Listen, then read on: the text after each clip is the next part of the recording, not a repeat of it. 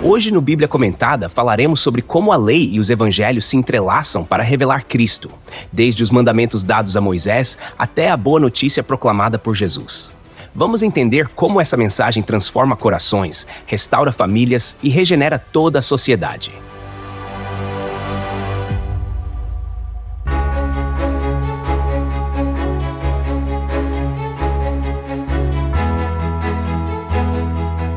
No começo de tudo, quando Deus resolveu se revelar a Moisés lá no deserto do Sinai, não foi só para mostrar seu poder em meio aos trovões e relâmpagos, mas para estabelecer um pacto eterno com seu povo.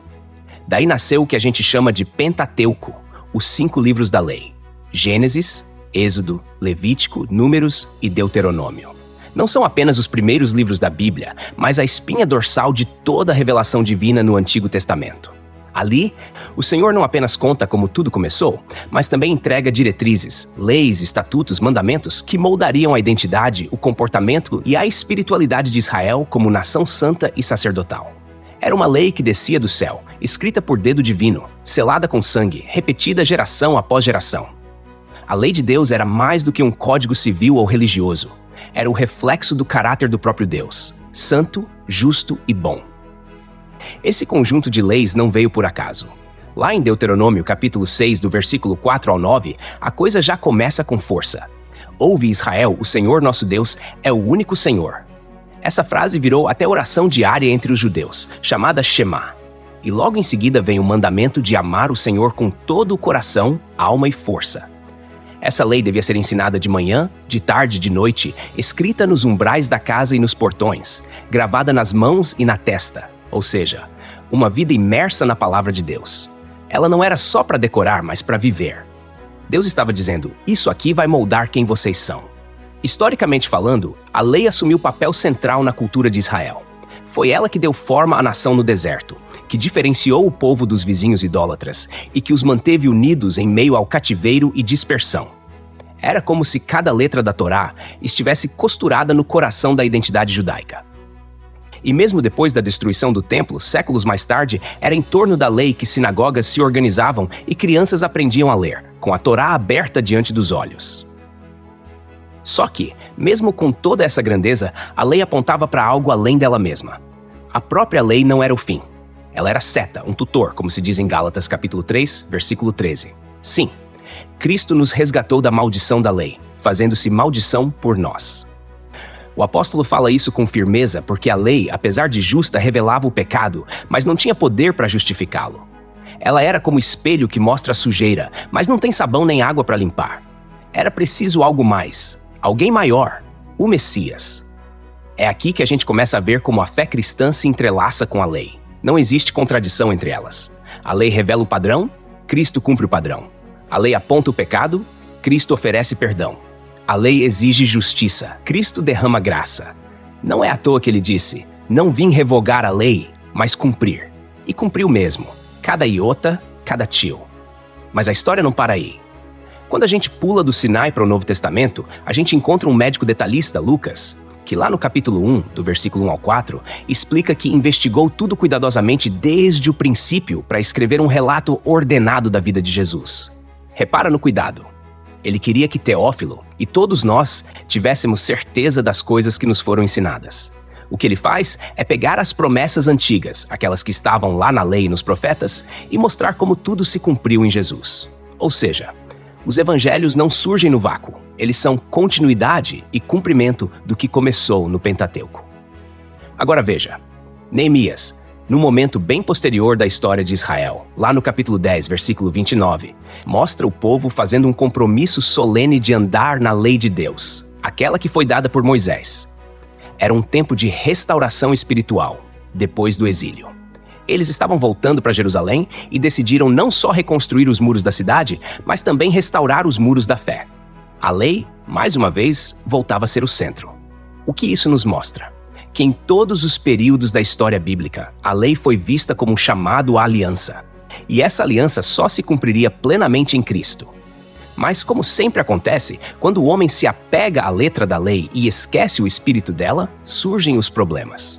Em Gálatas capítulo 1, versículo 8, o apóstolo Paulo dá uma exortação fortíssima. Se alguém, até mesmo um anjo, anunciar outro evangelho diferente daquele que já foi pregado, que seja anátema. Sabe o que isso significa? Que o evangelho é único, que não se mistura a tradição por tradição, nem a lei pela lei, nem a cultura pela cultura. A lei serviu ao seu propósito e o evangelho é o cumprimento desse propósito. Cristo é o centro e o evangelho não é negociável. Essa diferença entre religiosidade baseada na regra e relacionamento baseado na fé aparece de maneira impressionante naquele encontro de Jesus com o jovem rico. Em Lucas, capítulo 18, do versículo 18 ao 24, o rapaz se aproxima e pergunta: "Bom mestre, que farei para herdar a vida eterna?" Jesus, antes de responder, já questiona: "Por que me chamas bom? Ninguém é bom senão Deus."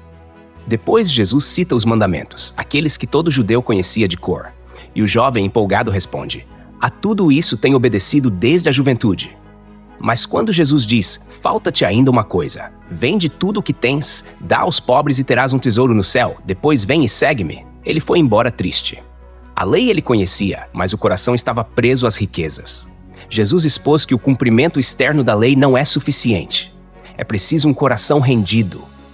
Um coração que reconhece que o evangelho exige tudo, não só boas obras. E isso bate com o que está escrito em Marcos capítulo 16, versículo 16. "Quem crer e for batizado será salvo, quem porém não crer será condenado." Aqui o foco está na fé, não no mérito. Não é quem guardar todos os mandamentos, mas quem crer. Crer em quem? No Filho, naquele que a lei apontava e os evangelhos revelaram.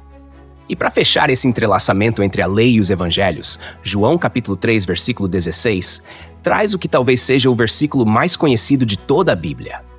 "Porque Deus amou o mundo de tal maneira que deu o seu Filho unigênito, para que todo que nele crê não pereça, mas tenha a vida eterna."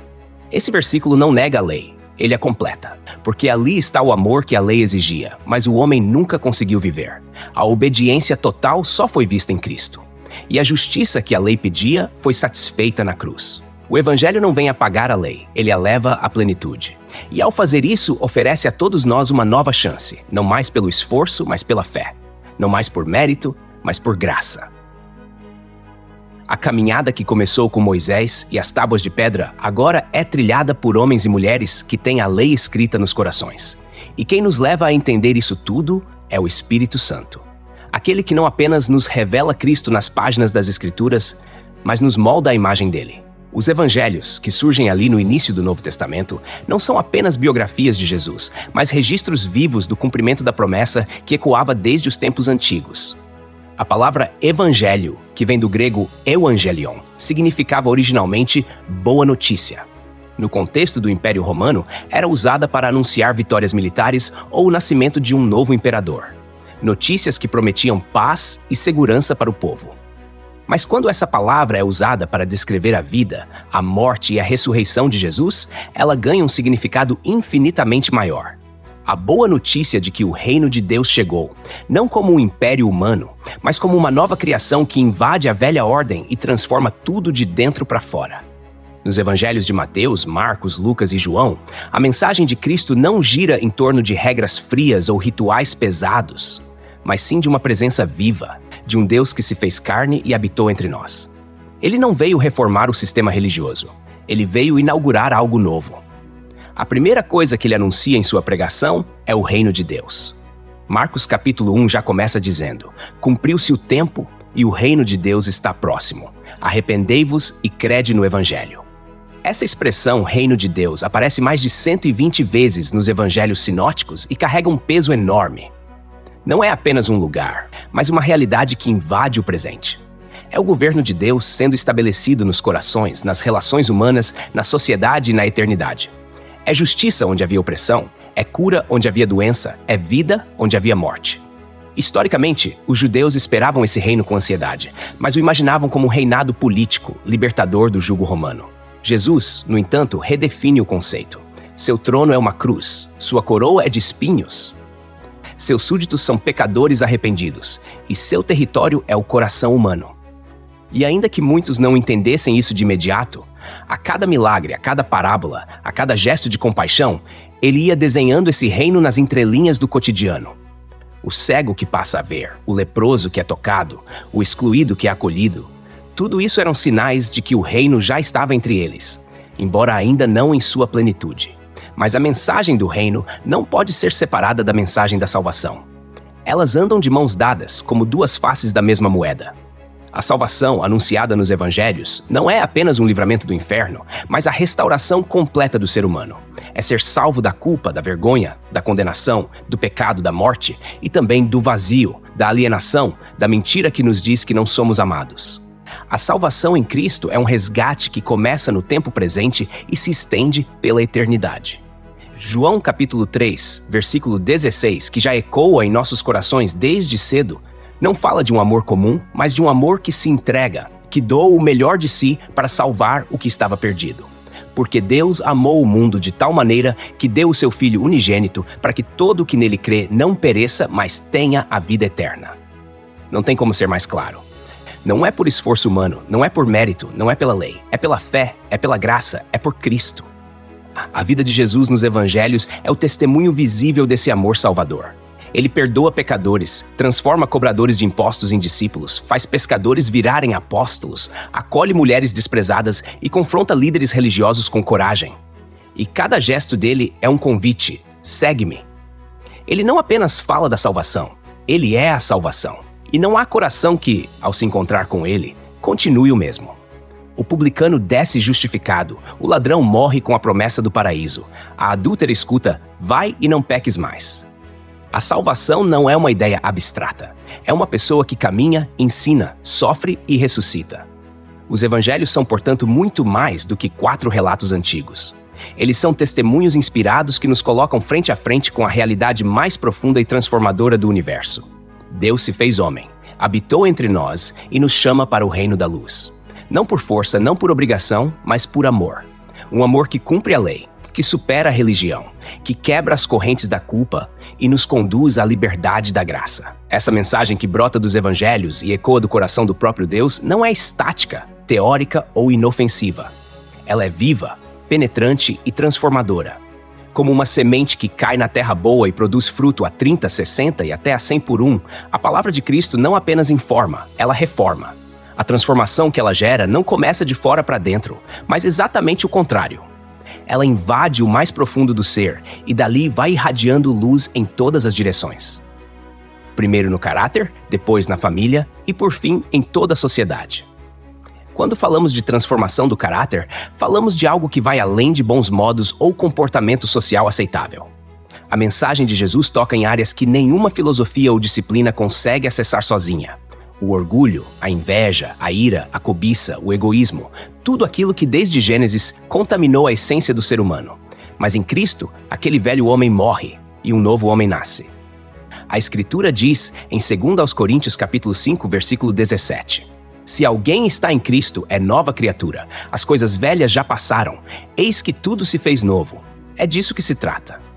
Uma nova natureza, uma mente renovada, um espírito restaurado. Historicamente, vemos isso em ação desde os primeiros discípulos. Pescadores impulsivos tornaram-se apóstolos sábios. Um cobrador de impostos, desprezado por todos, tornou-se um dos autores de um evangelho que hoje transforma milhões. Mulheres que eram conhecidas por seus pecados tornaram-se proclamadoras das boas novas. Essa mudança não foi fruto de uma campanha de motivação, mas do toque direto do Espírito Santo no coração. O mesmo Espírito que nos leva a entender Cristo nas Escrituras é o que escreve o caráter dele em nós, com letras vivas, visíveis no dia a dia. Essa mudança pessoal, inevitavelmente, invade o lar. A restauração da família é uma consequência natural da presença de Cristo. Nos evangelhos, vemos a sogra de Pedro sendo curada, crianças sendo abençoadas, mães clamando pelos filhos, pais buscando Jesus em desespero.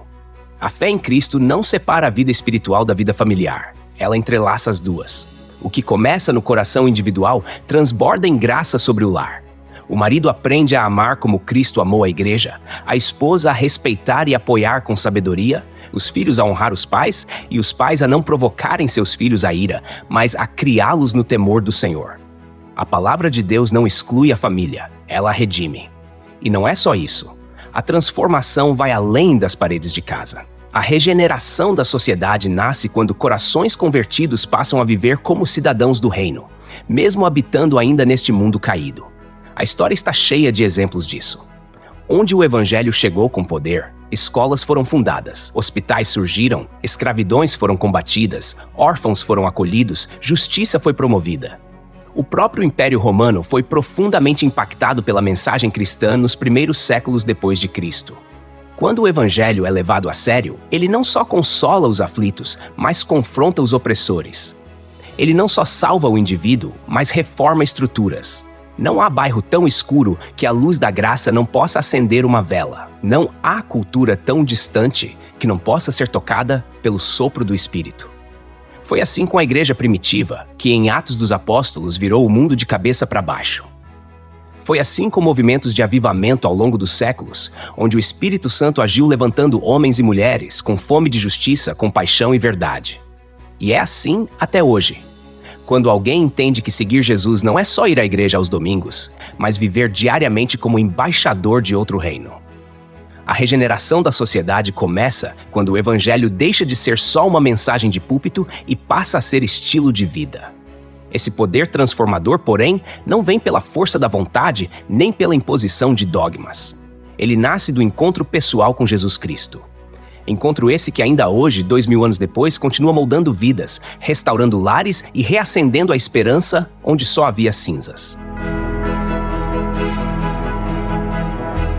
Hoje no Bíblia Comentada falamos sobre a jornada poderosa que conecta a lei e os evangelhos, revelando Cristo em cada detalhe, desde as tábuas entregues a Moisés até a cruz onde o Cordeiro se entregou por amor.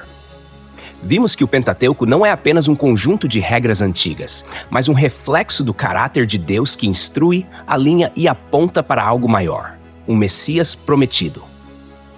A grandeza da lei não está na letra pela letra, mas na promessa viva que pulsa por trás de cada mandamento, revelando o quanto o ser humano precisa de redenção. E é nessa brecha entre o ideal e a incapacidade humana que a fé cristã encontra sentido. Não anulando a lei, mas reconhecendo nela o prenúncio da graça que viria por Cristo. Percorremos o coração dos evangelhos e entendemos que eles não são apenas relatos históricos ou textos religiosos. São testemunhos do reino de Deus invadindo a terra, mexendo com estruturas, transformando vidas e derrubando muros. Descobrimos que essa mensagem é viva, cortante, atual. O evangelho não é um acessório espiritual, é a essência da esperança, a revelação do amor que nos alcança mesmo quando nem sabíamos que precisávamos ser salvos. A mensagem do reino não se limita a palavras bonitas, ela se faz presente no toque, no pão repartido, no perdão liberado e na cruz carregada. E essa mensagem não para no papel, ela molda caráter, restaura famílias e regenera sociedades. O mesmo Cristo que transformou pescadores em colunas da igreja é o que ainda hoje transforma corações endurecidos em vasos de honra. A palavra que uma vez reergueu lares despedaçados ainda cura casamentos, aproxima pais de filhos e reconstrói lares sobre a rocha. E a fé que move montanhas continua movendo gerações, levantando líderes que, pela graça, espalham justiça, compaixão e verdade onde antes reinava o caos. Em resumo, a caminhada que começou com Moisés e as tábuas de pedra agora é trilhada por homens e mulheres que têm a lei escrita nos corações. Uma nova aliança, não baseada na letra, mas no Espírito, que nos revela Cristo nas Escrituras e nos molda a imagem dele. E assim da palavra nasce vida, da lei brota graça, dos evangelhos surge uma nova humanidade. Tudo por causa de Cristo, o cumprimento da promessa, a própria mensagem viva de Deus encarnada entre nós. Texto e produção Douglas Vieira. Música por Pixabay. Faixa The Unexplored. Voz por ChatGPT 4.0. Tipo Ember. Bibliografia. Lições bíblicas. A supremacia das escrituras. Douglas Baptista, editora CPAD. Comentários expositivos Hernandes Dias Lopes, editora Agnos. Comentário bíblico Matthew Henry, editora CPAD. Antigo e Novo Testamento interpretado versículo por versículo Russell Norman Champlin, editora Agnos. Charles Spurgeon, Os Tesouros de Davi, editora CPAD. Obrigado por ouvir o Bíblia Comentada. De segunda a sexta, capítulos da Santa Palavra, aos sábados, mensagens ao coração e aos domingos, a poesia dos Salmos. Porque não basta ouvir, é preciso entender. Inscreva-se em nosso perfil nas principais plataformas de streaming e permita que esta palavra edifique sua vida. Deus abençoe você. Até amanhã. Bíblia Comentada. Melhor que ouvir é entender.